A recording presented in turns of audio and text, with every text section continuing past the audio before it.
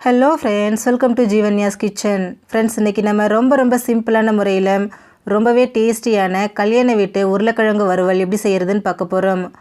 இது நீங்கள் சாம்பார் சாதம், ரசம் சாதம், தயிர் சாதம்னு எல்லா விதமான சாதத்தோடையும் தொட்டுக்கிட்டு சாப்பிட்லாம். ரொம்ப சூப்பரான ஒரு காம்பினேஷனாக இருக்கும்.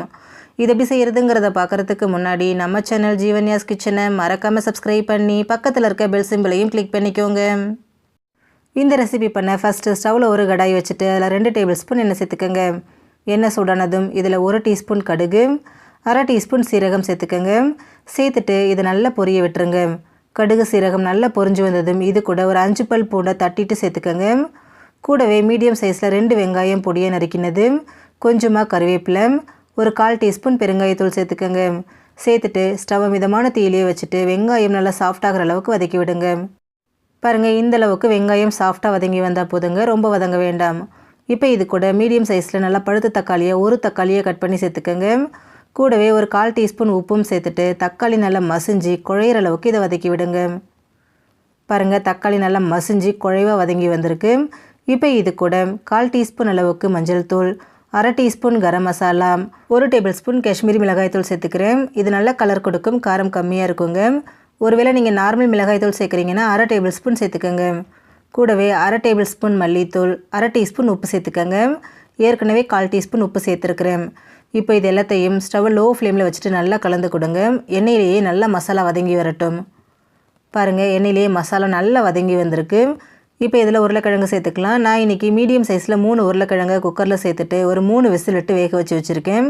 தோலை உரிச்சிட்டு கையில் இந்த மாதிரி மசிச்சு விட்டு இதில் சேர்த்துக்கலாம்.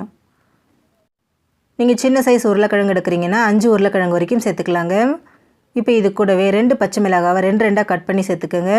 சேர்த்துட்டு ஸ்டவ் லோ ஃப்ளேமில் வச்சுட்டு ஒரு 5 நிமிஷத்துக்கு இதை நல்லா வேக விடுங்க. அப்பப்போ இந்த மாதிரி கரண்டி வச்சு கலந்துக்கிட்டே இருங்க.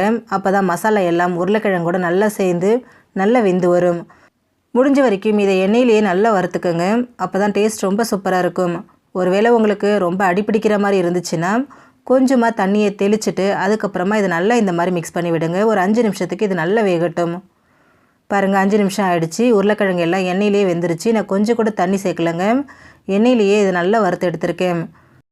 ரொம்பவே சூப்பராக வந்திருக்கு பாருங்கள். இப்போ இதில் கடைசியாக கொஞ்சமாக பொடியை நறுக்கின மல்லி இலையை சேர்த்துக்கோங்க. சேர்த்துட்டு திரும்பவும் 1 நிமிஷத்துக்கு இதை நல்லா கலந்து கொடுங்க. அந்த மல்லி இலை கொஞ்சம் சுருண்டு வரணும். நல்லா இந்த மாதிரி மிக்ஸ் பண்ணி விட்டுட்டு இதை நம்ம சுட சுட சர்வ் பண்ணிக்கலாங்க. அவ்வளோதான் ஃப்ரெண்ட்ஸ், நமக்கு ரொம்ப டேஸ்டியான முறையில் கல்யாண வீட்டு உருளைக்கிழங்கு வறுவல் ரெடி ஆகிடுச்சு. ஃப்ரெண்ட்ஸ், நீங்களும் இந்த ரெசிபியை ட்ரை பண்ணி பாருங்கள். எல்லாருமே விரும்பி சாப்பிடுவாங்க. ஃப்ரெண்ட்ஸ், இந்த வீடியோ உங்களுக்கு பிடிச்சிருந்தா லைக் பண்ணுங்கள், ஷேர் பண்ணுங்கள், கமெண்ட் பண்ணுங்கள். ஜீவன்யாஸ் கிச்சனை சப்ஸ்கிரைப் பண்ணி பக்கத்தில் இருக்க பெல் சிம்பிளையும் கிளிக் பண்ணிக்கோங்க.